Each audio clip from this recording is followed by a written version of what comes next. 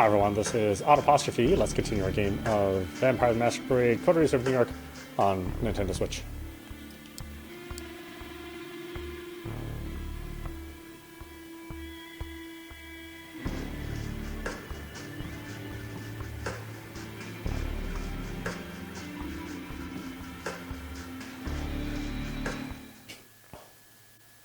It's a tricky question. I believe you will just have to trust your instincts on this one. With time, you should be able to narrow down your particular preference. Blood that you reject is, of course, of no value to you, and it's a horrible waste. No amount of it will ever sate your hunger completely, but every little sip counts. If you're frugal, or forced by the circumstances, you can survive many nights without a single drink, but it's risky, and will tempt the beast that is part of our curse. It will take some time to find the right balance. Tomorrow I shall take you hunting, and we will explore this topic further, but you should be good for now. What will you expect of me? So now that I'm working for you, what are my responsibilities going to be like? It's a bit more complicated than working for me. If I wished for a servant, there were easier ways to achieve that than risking the prince's chagrin at Elysium. I could see potential in you that would have been wasted if I hadn't spoken up. Not to mention, it would pain me to witness a senseless final death. It always had. That said, I will require that you defer to me in all things. But me being your mentor and superior also means I shall treat you as my loyal retainer and understudy. With me, you can go far. Without me and proper guidance, you will have become a clear danger to the Masquerade. That is why, with your sire gone, the prince wanted you out of the picture too. The concierge returns, asking for permission to intrude, which Sophie gives with a polite smile, and leans in to whisper in her ear. You note the gallery is now almost empty. I'm being told the gallery is just about to close, but we still have quite a lot to discuss. We'll go to one of my apartments. My jalopy is waiting downstairs. Come. The smile she puts on could tip any negotiation towards her favor. Her words are like honey, and she makes it impossible to take your eyes off her. You are under her spell, momentarily. Sophie leads you to a luxurious silver Rolls-Royce and invites you to sit in the back. The chauffeur, a broad-shouldered, clean-shaven, middle-aged guy, starts driving immediately. Where did we leave off? I believe I started telling you a bit more about our customs. You've heard the prince refer to our traditions. The chief among them is the Masquerade. As you might have gathered from us assembling at a niche gallery, after closing time, our comings, goings, and doings tend to be somewhat secretive. We do not advertise our existence. We allow myths and modern fiction to morph and muddle the facts, so to the vast majority of kin, we remain bedtime stories and pop culture icons. Or is that kind? I think that's kind. If it has any. Say, is that one television show about a vampire angel still popular? You shake your head in confusion. She shrugs and continues talking, looking a little bit more dejected than before. Our clandestine ways help us remain safe, allow us to explain away the occasional trip up to the rational minds of the 21st century humanity, and dictate much of our interactions with mortals.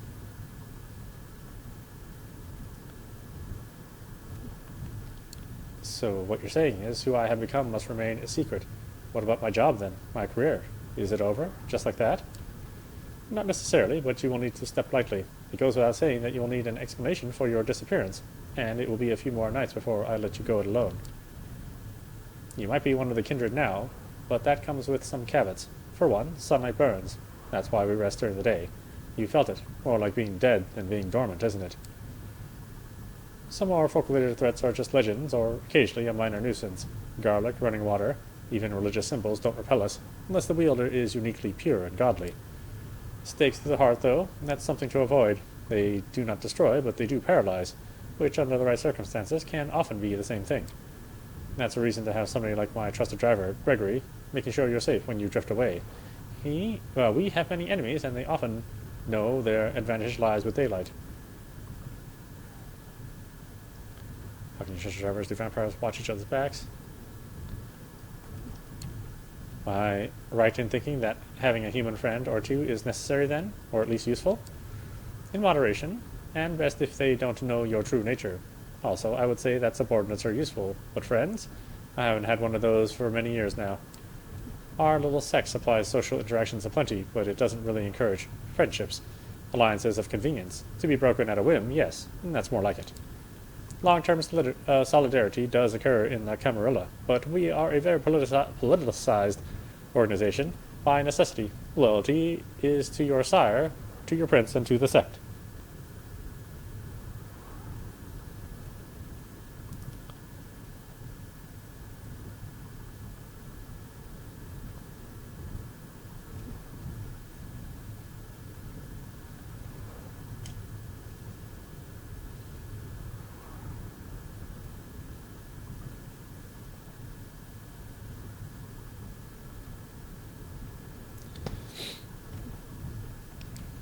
Friends must remain a distant priority at best for us to maintain the Masquerade, and thrive as the years pass. With age comes authority. With it comes influence and power, if you wish to reach for them. She seems to be lost in thought and falls silent for a while, leaving you to ponder all things you've learned tonight. It still feels absolutely unreal, but as piece after piece of knowledge falls into place, the image becomes almost like an entirely logical jigsaw puzzle. Whatever you wouldn't believe on your own, you've witnessed. Many questions swarm your thoughts, but the one you keep returning to is what place in this new reality should be. What your place in this new reality should be. The car stops. You are in the city, in front of an old but well-renovated apartment building. We're here. Would you like to see your lodgings?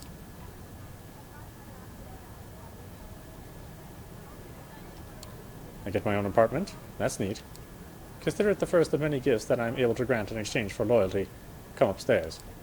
She leads you through a small hall with a night guard who greets Miss Langley with a good evening, and you take the stairs up to the second floor. Sophie opens the door to room 209.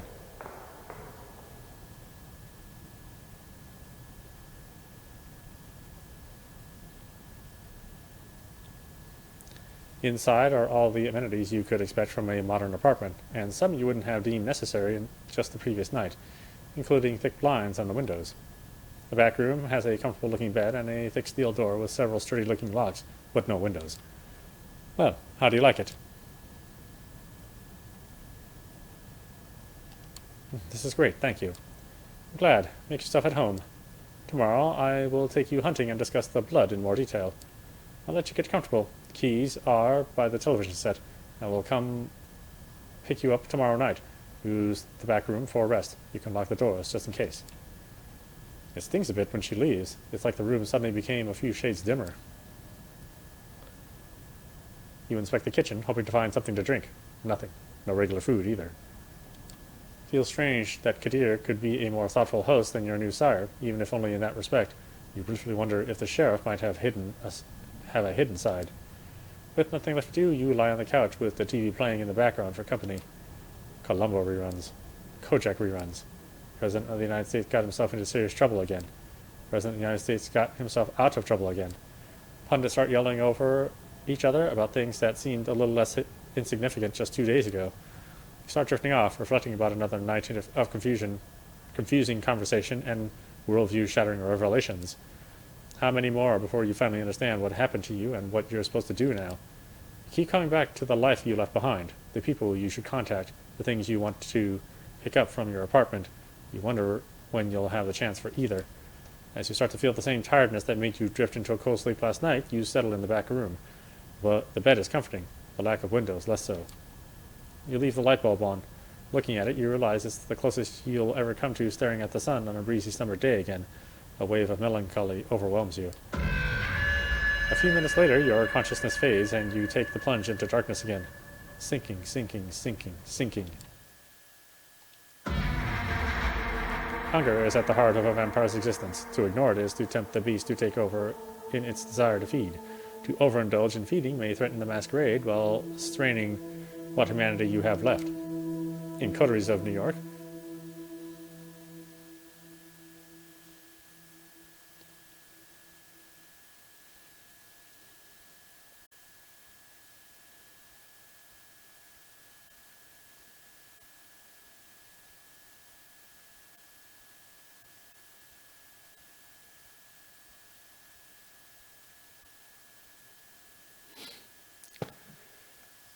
let's see. As your hunger grows, so does this indicator.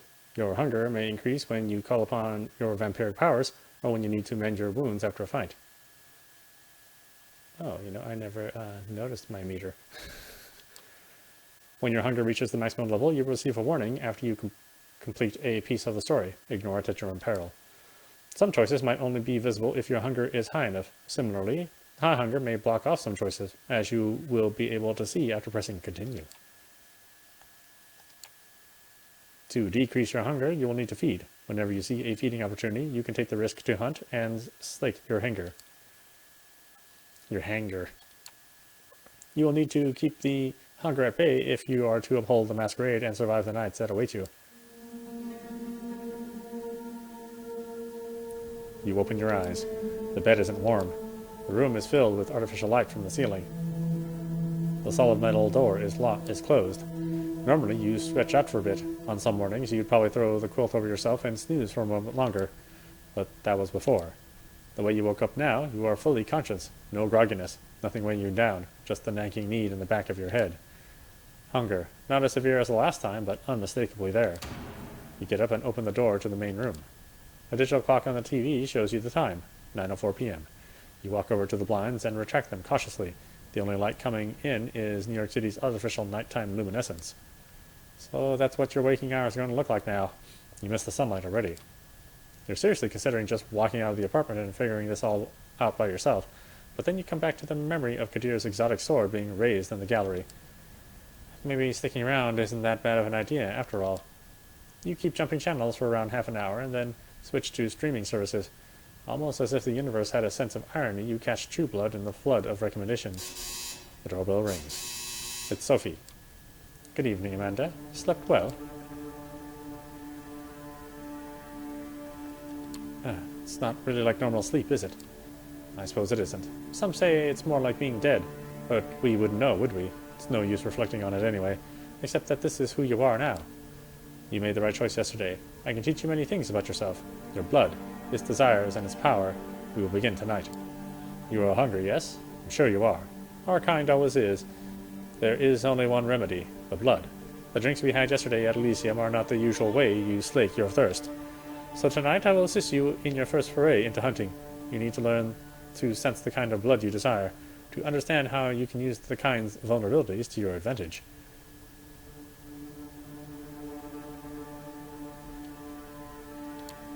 Well, I'm ready to learn. Let's get started. Such eagerness, or is it just your hunger making you impatient? You will find that drinking moderate amounts of it regularly will keep the hunger and whispers of the beast away. You might think yourself monstrous, but there is a balance to be found here. The kiss gives the kind pleasure. You might remember this from your own embrace. Some can even be addicted to the sensation, but if you do it right, they tend to misremember your feeding. After all, vampires do not exist. They are myths, fairy tales, and pop culture mainstays. Correct. She gives you a sly, knowing smile. That is why the masquerade is so important, and even more crucial when you feed.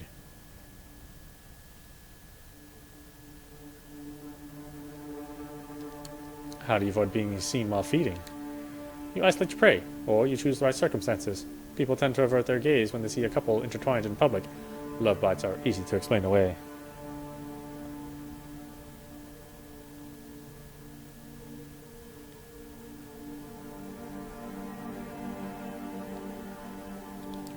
Some of us keep willing herds, or even just individual kind, who desire the kiss. That comes at a higher risk these nights, though, so I would not recommend it to a young kindred like yourself. Feeding from the same area repeatedly can be dangerous, but by branching out you risk the ire of other kindred on whose domains you trespass. Lucky for you, New York City is more forgiving in that regard. New York is in somewhat of a unique position. Many of its neighborhoods remain contested or unclaimed. The reason for this is a lesson for another time, but keep the following in mind. Take opportunities to feed when they present themselves these upcoming nights. As long as you hunt cautiously and respect the masquerade at all times, you should be fine. To it, I want you to join me for a trip tonight. Come downstairs. Gregory's waiting for us. The busy streets fill the air with traffic noise, pedestrian chatter, and a mix of smells that disorient you momentarily. These warm bodies contain what you want, what you need. You catch yourself. Did you really just think of these people as mere sources of blood? It takes a nudge from Sophie to break your train of thought. Her driver opens the door for her, then tips his hat to you, gesturing to the back of the car. The car casually joins the somewhat thin New York traffic. It's still busy in a way, only one of the biggest cities in the world can be, but compared to the daytime commute, it's a pleasant drive. You barely have the time to gather your thoughts and formulate new questions before the car comes to a stop. You're among the tall skyscrapers that make up Manhattan's iconic skyline. Come, Amanda. Park the car, Gregory, will you? The driver just nods, and Sophie gets out. You join her, and the two of you walk through the glass doors together, then take the elevator up. You first notice an empty stage with the instruments of a string quartet still in the back, then take in the few dozen chairs in front of it. The concert seeming concluded, the patrons, all smartly dressed and posh, have spread out all over the hall. Sophie strides confidently inside, produces an invitation from her purse that she flashes in front of a security guard. You follow close and are let through without issue. Let's start easy. A social setting like this one would usually prove quite challenging to an inexperienced kindred, but consider this evening a small gift from your patron. I'm hoping to procure for you a willing vessel.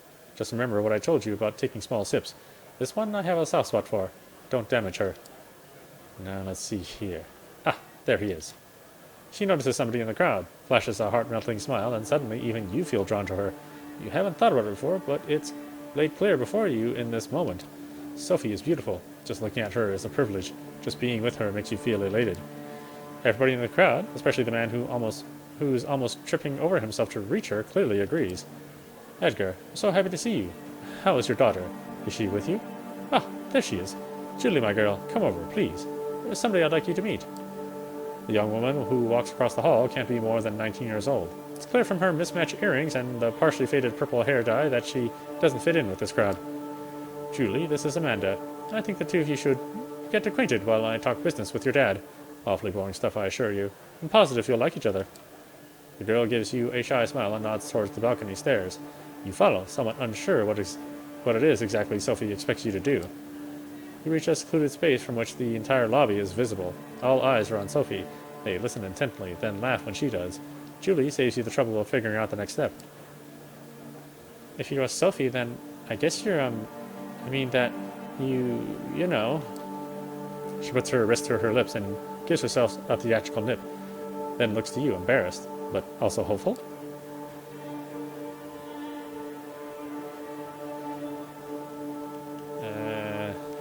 You know, I am a little bothered by the way that this character is written.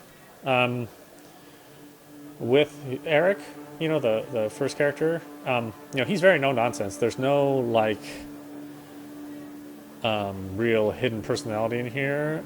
You know, he can either be what you want, which is very straightforward, or he can be, you know, kind of a little whiny, right?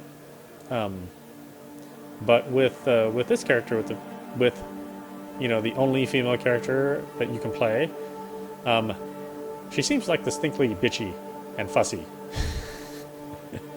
Like, you share a lot of the same storyline and a lot of the same choices, but with the male character, or at least with the first male character, you can play that character straight. But with this character, she's kind of moody. And I don't necessarily know if... And you know, that's the thing about it, is that you are forced in some choices,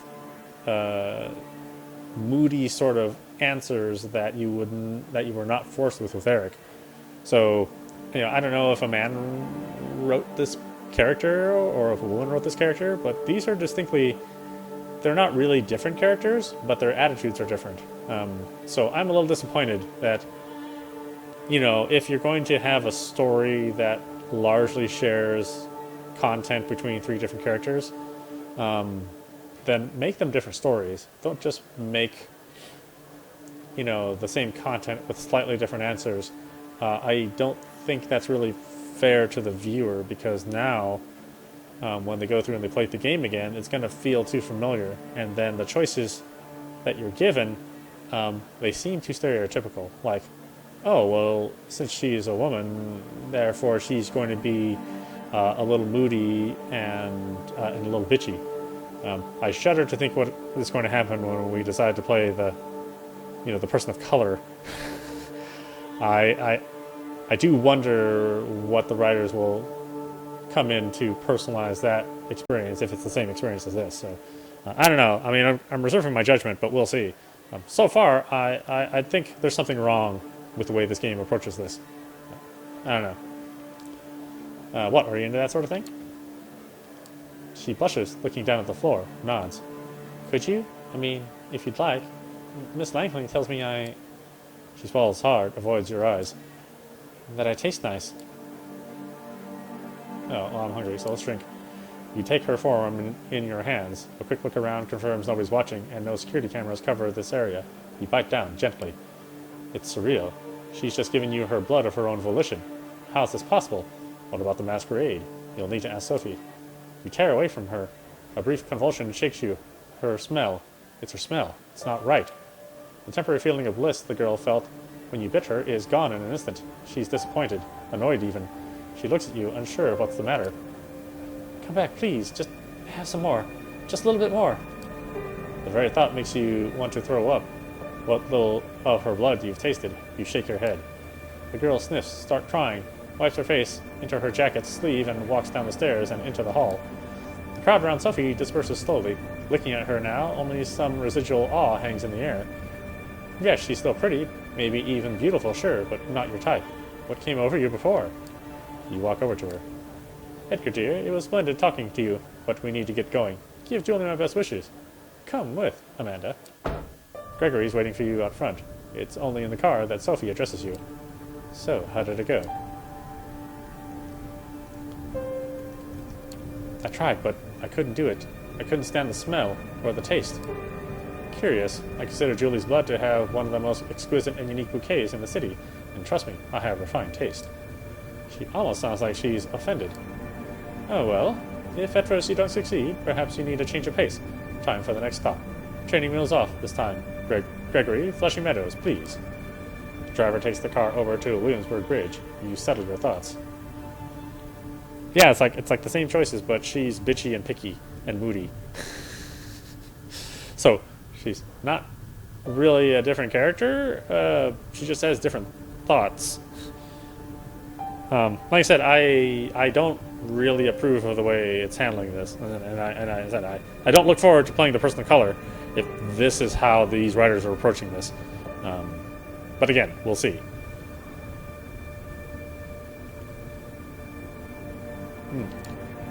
Flushing? What for?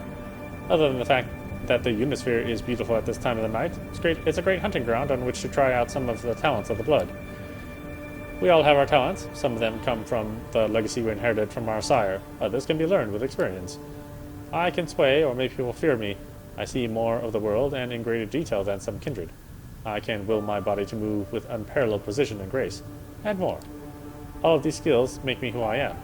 They also help me hunt. So you're saying that it's best to use these talents when hunting. They are useful, certainly, but their utility is universal. Survival, violence, intrigue, entertainment and pleasure, too, some nights. Always keep the masquerade in mind, however. It is all fine if you can disappear in plain sight or command animals with your mind, but save those overt talents for the right place and time. It only takes you half an hour to reach the park at this time of night. Both you and Sophie leave the car, with Gregory left behind again to find a parking spot and keep an eye on the car. Sophie seems deep in thought. She takes in the surroundings with a dreamy gaze. The sky is surprisingly clear tonight. The stars just barely visible in the light-polluted aura of the city. I feel like having a snack myself. I'll be by the fountain. Go look for somebody to your liking. See what effects you can achieve with your blood. But only pick one victim. Just one. Then come back. Seeing how she seems not altogether here right now, you decide to leave Sophie to her own devices and seek out your prey. From here, it looks like you have a few choices. Just taking a stroll around the park and finding an isolated jogger or someone like them could work, but focusing on one area might work better. The New York State Pavilion might work as a secluded spot. There's a skate park nearby, and worst case scenario, there's bound to be some unfortunate wino around. Or maybe the tennis courts nearby. There's light coming from there, so somebody might still be playing a late-night match. They won't be alone, but they might be tired or let their guard down. As these scenarios play out in your mind, you realize you're planning how to assault a stranger in the middle of the night. It's a weird way to be, but the now familiar hunger prompts you to act.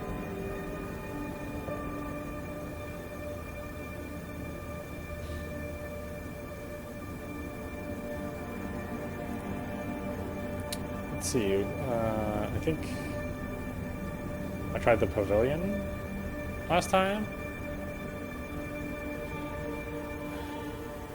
Let's look at the tennis court. You decide the tennis courts are as good a place as any, and make your way to the bright glow of the lamps illuminating the area. As you guessed, a pair of players. 2 men, fit but older, maybe pushing 60, are finishing up a match. They are the only ones there. It's time to make a move. Let's try presence. You think back to what Sophie did in the hall, how she managed to focus the attention of the entire gathering on her. That might be a tall order for you, but a single person? Could be doable. You wait patiently until the 2 men hit the showers, get out, and say their goodbyes. They go their separate ways, and one of them notices you standing there. You immediately grab his attention. Good evening.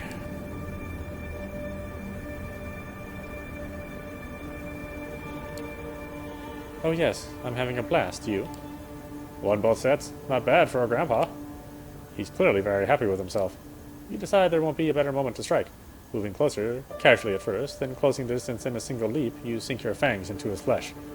It only takes a sip for you to realize your mistake. A taste of mud and bile fills your throat a second time tonight. You push the man away. He stumbles and falls to the ground. You can barely believe your luck. The hunger in you unsated, you leave the course in a foul mood. As you're about to walk back to Sophie, a figure emerges from the shadows and stops you in your tracks. The hooded man is looking menacingly at you. What do you think you're doing, barging on my turf like this, lick?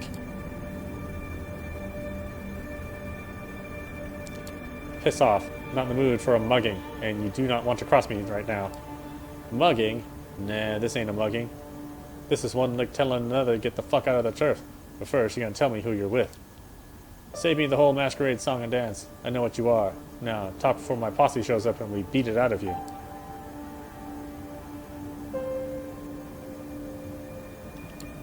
Talk big, but I'm thinking you're just a chump. Want to prove me wrong? He tenses up, gives you an extremely nasty look, and bares his fangs. You don't want to push your luck, dumb fuck. My crew is in earshot. One shout away, and you are D-O-N-E. Done. You get what I'm saying? So if you want to dance, let's dance. Once I'm through, I'm going to hand you over to Callahan, and you're going to be sorry I didn't finish you off instead.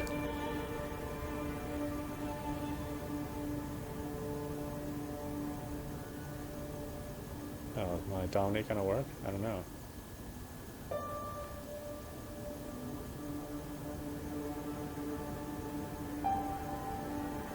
Yeah, that's a second. You decide the time for talking is over. You rush him and throw him off balance, landing on the ground. He's fast but weak. The brawl takes a bit out of both of you. Suddenly you hear heavy footsteps closing in, and the thug is snatched from over you. He hits a tree hard, and before he can recover, a sharp piece of wood pierces his chest. It's Gregory, Sophie's driver, who deals the blow. The hoodlum is rendered inert. His eyes remain open, but he does not move and does not protest when Gregory puts him over his shoulder. Miss Langley is waiting for us. Come, before your snack wakes up. He points to your victim, who is just coming to, and gives you a somewhat snarky smile, then breaks into a swift walk towards the Unisphere. Hey, thanks for the help. Miss Langley asked me to look out for you. She suspected you'd get into trouble. You seem to realize he might have said too much and just keeps walking, somewhat embarrassed. You reach the Unisphere together with the hoodlum in tow. 2 figures are visible near the sculpture, a man and a woman, tangled in a passionate embrace. No, not exactly. It's Sophie, feeding. But this whole scene is set up so that it looks like a pair getting intimate in public. She pulls it off like she's done it 100 times before. It occurs to you that she probably has. The man is unsure on his feet as she lets go of him and leads him towards a nearby bench. Noticing you, she whispers something into his ear and leaves him. She nods to Gregory as you approach. And what do we have here? Did this kindred give you trouble, Amanda?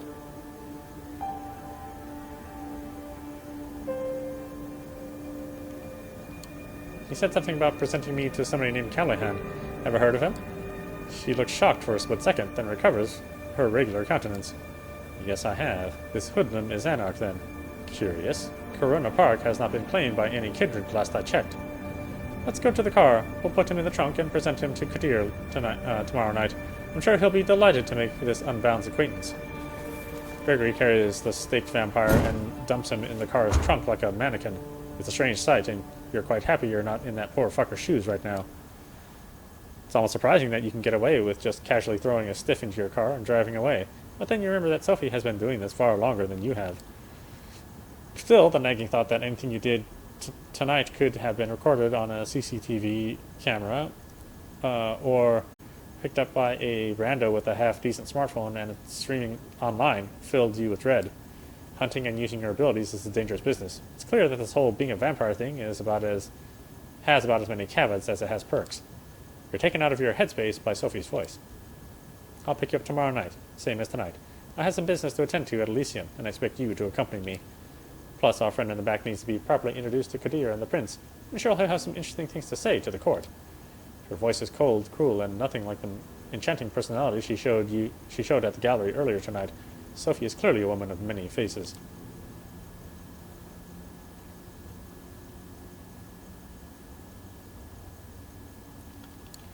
Oh yeah, I can imagine he's going to enjoy meeting Kadir. I hope he gives him a good grilling. The guy's an asshole. Ah, Kadir will enjoy it too, I'm sure. She pauses, seemingly lost in thought for a while. You haven't told me how your hunting went. Getting the hang of it, I would hope. My picky taste flared up again. I couldn't make myself drink from that man, even though I did bite him. And that is unfortunate. Afraid I don't have any ready-made solution for this. You'll need to trust your instincts. The sooner you learn what it is you're looking for in a vessel, the better. She seems distracted, not all there. Her thoughts drift, and the car remains silent until you reach her apartment.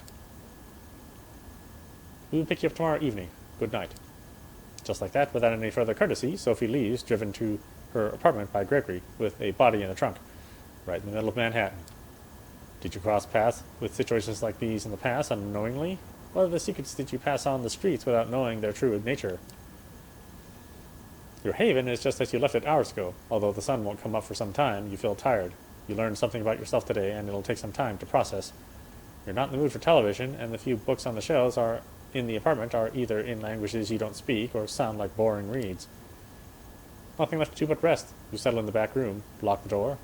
A moment of hesitation, but then a decision. This time you turn the light off. You think back to Julie. How many people in the city know about this vampiric society? How many are willing accomplices in sustaining it? And the thug you met in the park. If he's not Camarilla, then what is he? Are there independent vampires? How does that work? More questions. You begin to wonder if there is ever going to be a night when you can start crossing them off the list instead of adding to it. Close your eyes. You sink into the now familiar void of nothingness. It greets you with open arms like an old friend.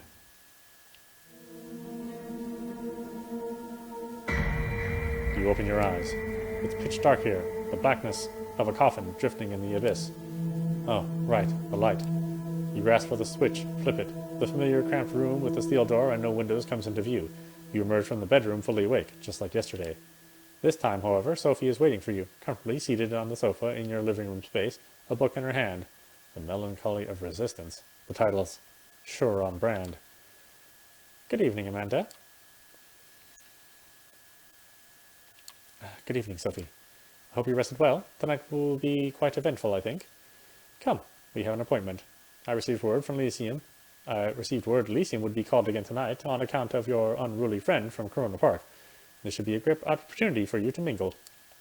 He keeps talking as you walk downstairs and get into the car. Gregory gives you a slight nod and a small smile while opening the door for Sophie. He starts the car when you take your seat in the back.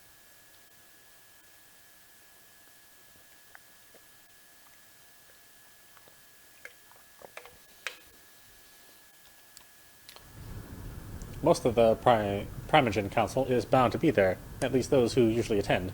Probably some other important personalities you too well to at least learn about.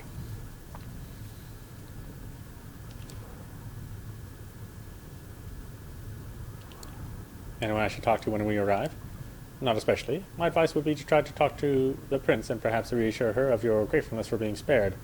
Maybe speak to Kadir on the same topic if you get a hold of him. The Primogen I would advise against. They are rather stuck-up, all told, and even if they will talk to you, they might try to secure you for some nefarious purpose. I wouldn't appreciate that. Of course, be respectful if anybody approaches you and strikes up a conversation. You will no doubt be gossiped about, as will I.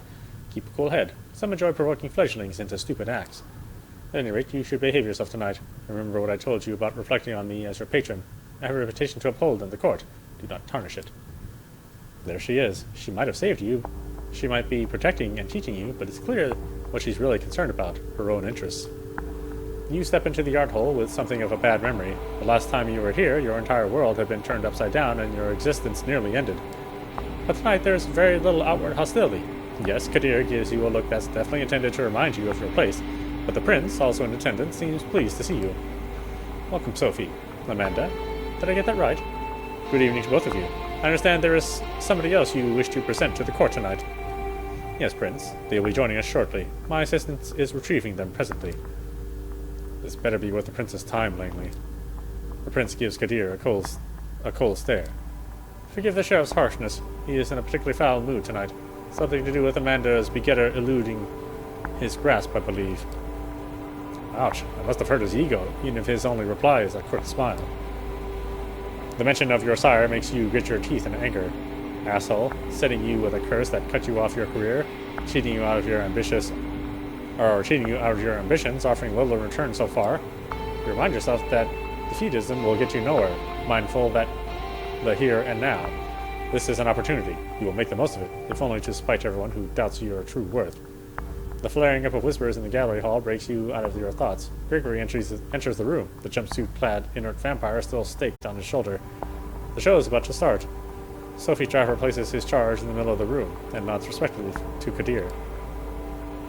The captive's eyes flicker to life, and he starts looking around in disbelief. Like a cornered animal, he backs out on all fours, keeps going in circles until he realizes he's trapped. Kadir steps on the man's chest and pins him to the floor. Why, who do we have here? Oh, fuck. Oh, shit, no. Come on, don't. Silence. The sheriff takes on an aura of utter dread. He appears as if he's a primal force of nature that's out to get you, and there's absolutely nothing you can do but shrivel in terror.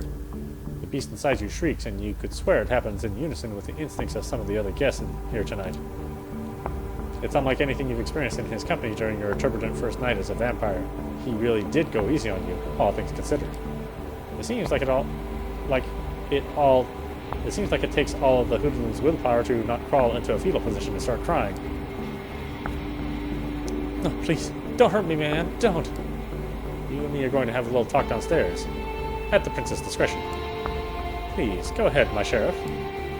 You heard the prince. Get up, let's go. He doesn't wait for a confirmation. He just grabs the man and drags him, kicking and screaming, out of the room. Conversations start all around you, some whispered, some quite overt. Sophie looks somewhat bored of the whole affair, her eyes wandering from art piece to art piece, clearly finding nothing to her particular liking.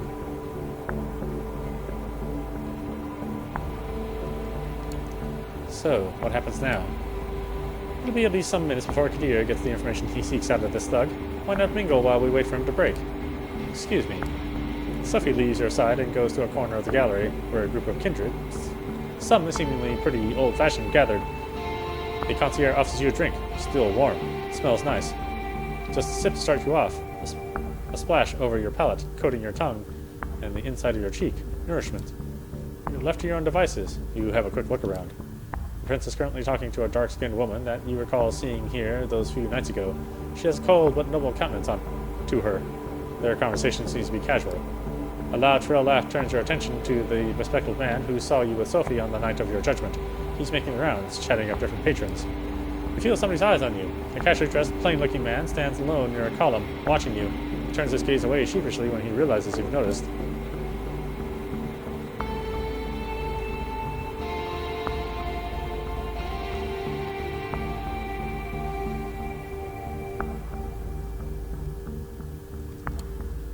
The man notices your attention, but it takes a few minutes before he pauses his mingling for long enough to actually approach him.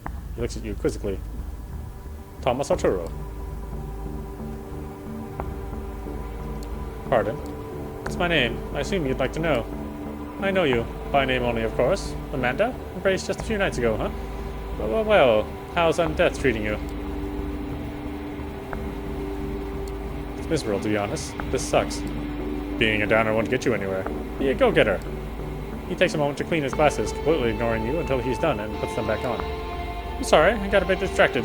You know, most of us don't need to wear these, right? I can see just fine without them. But it's a statement. These damn things keep catching specks of dust and other assorted shit, though. Never stay clean for long enough. Sometimes I think they're more trouble than they're worth. Wouldn't you say? They look good on you, really. You bet they do. Alright, that was a nice chat, but I have to catch up with a few other fellas tonight. Talk to you later. Jeannie? Hey, Jeannie. He doesn't even give you a chance to say goodbye. He's already off, grabbing 2 glasses of a concierge tray and handing one to a mustachioed man nearby. You notice softly mingling with other kindred, clearly in her element and not to be disturbed. Kadir hasn't come back yet, so you can probably still find time for at least one conversation. You approach the prince, trying to stay as respectful of her private conversation as possible. She glances at you as you step forward, her scrutinizing gaze mimicked by her companion. She addresses the dark-skinned woman before turning to you. Excuse me for just a moment, Samira. Yes, Amanda, what is it? I wish to thank you for sparing me, Prince. I realize it wasn't an easy decision to make, and I wanted to express my sincere appreciation. How thoughtful of you. She takes a long look at you before she continues. I didn't do it from the kindness of my unbeating heart. You are an asset to Miss Langley, to the Camarilla, and to me. I believe I made the right decision. Prove to me and the other kindred of the city that it was so, and there might be more to your future nights than just survival and servitude. The dark-skinned woman looks impatiently at you and catches the prince's attention. Forgive me. That's all the time I can spare right now. We have some things to discuss with Samira still. Enjoy your night, Amanda.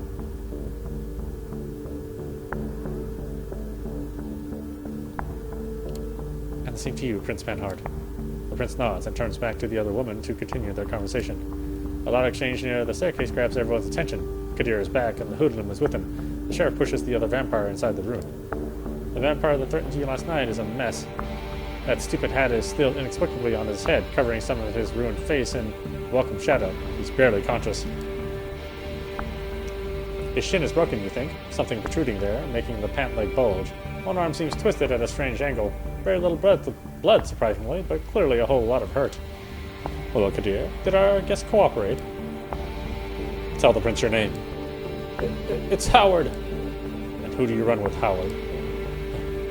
The Midnighters. And our coterie, my prince. Active for some time now, though from what this one told me, the name is about the only legacy the group has kept over the years. I see. Hey, Prince, I didn't mean it. I didn't know. I didn't... A loud crack makes some of the guests audibly gasp as Kadir's slap dislocates the man's jaw. The splay of blood creates something of an abstract art piece on the floor. This one is guilty of threatening a member of the Camarilla and claiming a domain without the prince's approval. That alone would be enough to pass swift judgment, but he is also Anarch scum, my prince. There can be only one verdict. Final death. Do your duty, Sheriff. Unless, of course, somebody would like to play at being a good Samaritan like our dear Miss Langley a few nights ago. The look on the prince serves you and Sophie is a cruel jest. Sophie takes it gracefully, smiling and slipping her arm under yours in a strange public show of affection. Nobody says anything. The vampire named Howard jumps to his feet and makes for the window.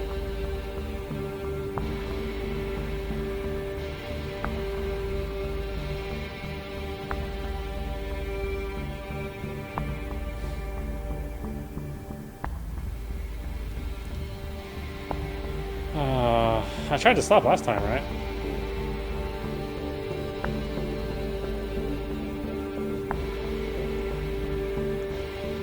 Yeah, let's try it.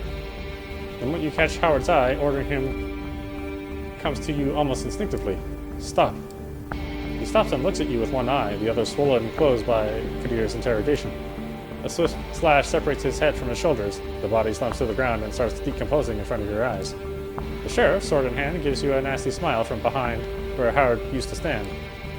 Well, Amanda, your eagerness is laudable, if unnecessary. That Howard fellow couldn't have hoped to escape his fate, not facing Kadir's expertise. However, I have made note of this show of loyalty on both your and your patron's accounts. I'd like to thank Miss Langley for bringing this Anarch thug to my and Kadir's attention.